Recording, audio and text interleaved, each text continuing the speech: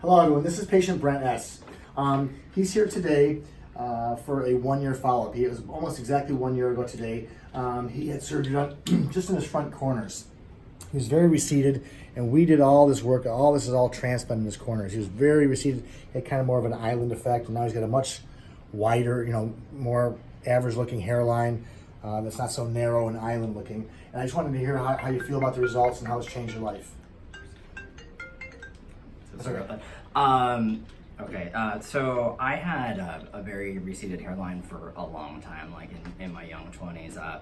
Something that obviously bothered me a lot. I had an SMP before I had a hair transplant here, and it was something that I would literally spend just hours on, searching the internet for information to figure out what I could do to fix. I actually saw Dr. Charles online, probably 10 or 12 years ago was when I first reached out with you. But finally, at 36, I pulled the trigger and did it. I had an exceptional procedure.